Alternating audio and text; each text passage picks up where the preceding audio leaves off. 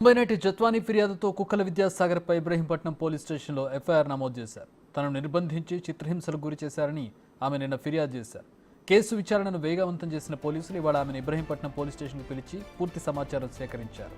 ఈ కేసులో ఇప్పటికీ విజయవాడ వెస్ట్ గత ఏసీపీ హనుమంతరావు, ఇబ్రహీంపట్నం అప్పటి సిఐ ముత్యాల సత్యనారాయణను పోలీసు ఉన్నతాధికారులు సస్పెండ్ చేశారు. మరికొంతమంది అధికారులపై కూడా చర్యలు తీసుకునే అవకాశం ఉంది. ముంబై నటికి సంబంధించి ఏదైతే ఆమె ఆరోపణలు చేస్తూ ఉందో, ఫిర్యాదులో పేర్కొంటా ఉన్న అధికారులు ఎవరైతే ఉన్నారో వాళ్ళందరిపై కూడా శాఖాపరమైన చర్యలు తీసుకోవడానికి సిద్ధమవుతున్నట్టు కూడా తెలుస్తూ ఉంది. ప్రధానంగా ముగ్గురు ఐపీఎస్ అధికారుల మీద కూడా ఆమె ఫిర్యాదు చేసింది. దాంతోపాటు ఎవరైతే పొలిటికల్గా ఇన్వాల్వ్ అయి ఉన్నారో వారు కూడా ప్రధానంగా నిందితుడు ఎవరైనా ఉన్నారో కుక్కల విద్యాసాగర్పై ముందుగా ఎఫ్ఐఆర్ అయితే నమోదవడం జరిగింది. ముందుగా ఆన్లైన్లో ఆ నుంచి ఫిర్యాదు అనేది స్వీకరించారు. తర్వాత 2 రోజుల తర్వాత విజయవాడ సిపి కార్యాలయానికి ఆమె రావడం జరిగింది.